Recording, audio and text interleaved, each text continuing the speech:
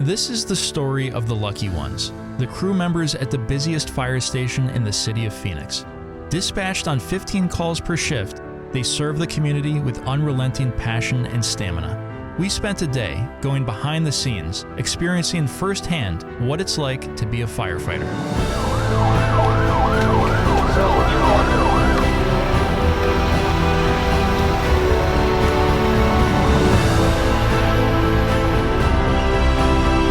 It kind of calls coiled springs. We'll be sitting down at the table and we look super relaxed, but if the tones go off and there's a lot of trucks that are being read off on the initial dispatch, it's probably a fire or some sort of large hazard call, so it's out the door and get to work.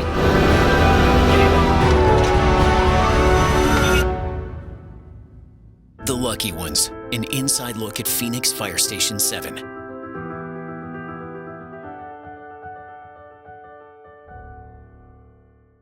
In just a matter of minutes, we walk into Station 7, and I'm comforted, I'm welcomed, and every single crew member from Station 7's B shift gets up, says hi to me. Everyone's saying their name. They're just kind of opening their home to me and embracing me just as if I were one of them.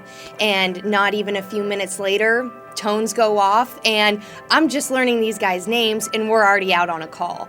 And I'm I don't know what to do. I don't want to be in their way, but at the same time, they're like, you're one of us today. I run in the truck, they get me in, buckled in, and it's just out the door and away we go. I can't describe the way I felt flying down the road, sirens blaring, they know where to go, Captain Pardee is naming the address, and away we go. It's a matter of minutes of the day started, and we're already out on our first call. The first call that really stuck out to me was an older lady that had fallen, and she had hip pain, and she was about mid-80s, and there was already documentation of her suffering from Alzheimer's. So the paramedics got in there, they're treating her, and they're just trying to be paramedics, but they're also just being gentlemen, and they're making her laugh, and they're being very personable. And meanwhile, the paramedics are treating her, and they're getting her vitals and making sure she's ready to be transported. The other firefighters on the truck start to realize they hear a chirping, and it's an older home in Phoenix, and they ask the homeowner, hey, can we replace your smoke detector batteries? And it just really goes to show that it doesn't matter what the call is or if it's a medical call, these guys are there to provide that customer service. And so they're here to transport her because she has fallen, but the other guys on the truck are making sure that they're taking care of everything across the board. We have to go off with what they say and how she's presenting.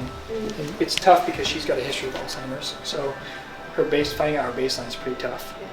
So, we walk in and they say, she fell down, she hurt her hip. That's usually a transport. If someone hurts their hip, we don't even move until the ambulance gets here. When we got here and she was already up, says she's not playing at anything.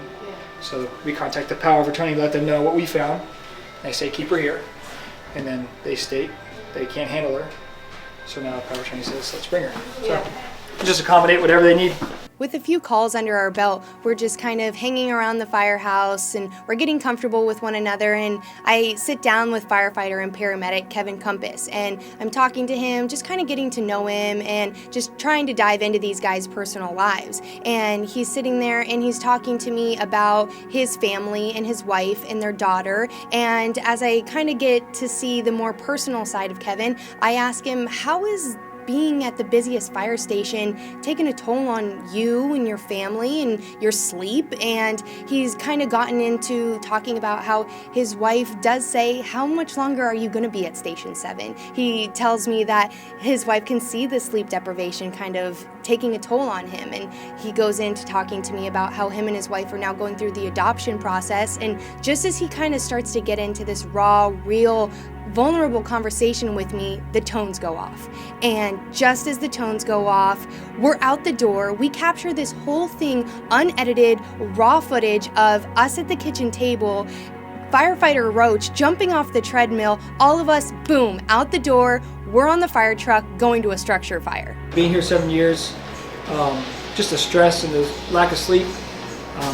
My wife and I have conversations all the time when we go out on dates about when am I leaving 7, because she can see a little change and a little more stress, a little shorter attitude-wise, but as far as like taking calls home, yeah, the hard ones are the calls with kids, for sure. But we do a good job at the station de-stressing and debriefing and talking about stuff, joking about, that's how we get over stuff. So I wouldn't say I don't really bring much home, but just more of the physical exhaustion, mental exhaustion.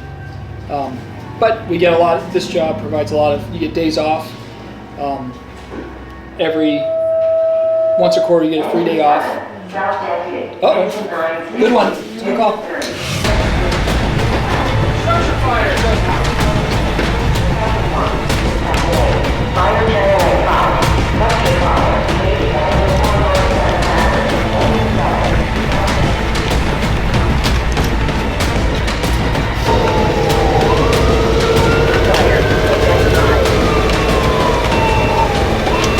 Fire channel A5.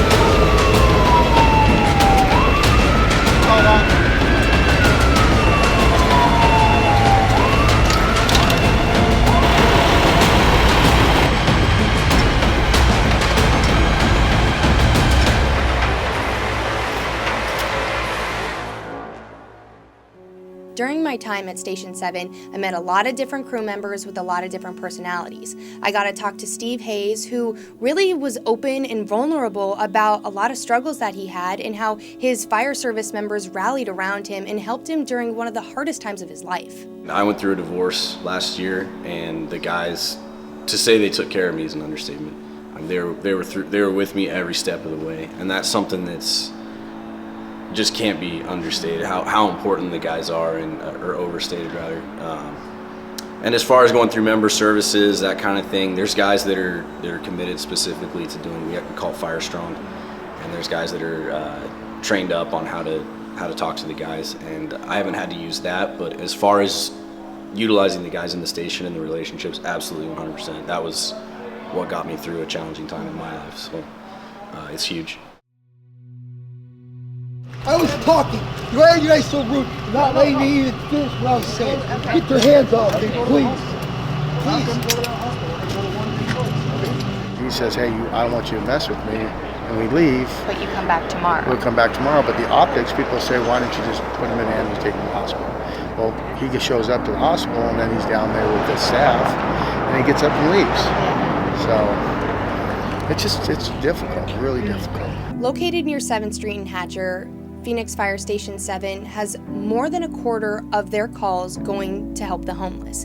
And the next call that we went on, it was a homeless man that was non-compliant. Phoenix police were already on scene attempting to help him. He was kind of going back and forth as to if he wanted to be helped. And we roll up, the paramedics get on scene, and he all of a sudden got agitated and angry and was upset, and they were being so patient, so respectful, and so kind. And clearly mental illness was taking a large factor in this call. And eventually they kind of get him to be, they talk him down, and you can kind of see a calmness over everyone involved, whether it were the police officers, whether it were Captain Party or the paramedics. They load him up in the ambulance. He was still not very happy he was going to the hospital, but you could just see the paramedics really wanting to make sure that whether this guy wanted to go to the hospital or not, they knew it was in his best interest to be transported. Guy like that, you just try and build a rapport with him best you can. It's not gonna go very far, but you do the best you can. Every fire station and its crew is defined by the leadership of its captain. Captain Chris Pardee has been on the job for 38 years. There's not a day that goes by that he doesn't appreciate being on a fire truck or standing in a bay or sitting at a kitchen table with his crew members. Whether they're on the scene of a fire or they're just cooking tater tots, he wants to be next to his crew members, and he wants to encourage them, and he wants to know them personally, and he wants to help them not only as a firefighter, but as a human being. Every time I come into the station, especially I love this station because it's us and the rescue. So 6 members that I'm responsible for. I have to come to the station with a positive attitude. It's especially for the company officer. It's life is, it's everybody has their ups and downs. But I try real hard when I come to the station. I'm not bringing you know, my personal life into the station. Captain Pardee is a teacher, a father figure, and he's a teddy bear. He loves his crew members, and he's always there for them. This is a man that has served nearly 4 decades as a firefighter, and all along the way, he's never lost an ounce of passion for what he does. The one thing that it's universal for every retired person that leaves this department is, I'm going to miss the guys. Because you spend, I mean, think about how much time we spend with each other.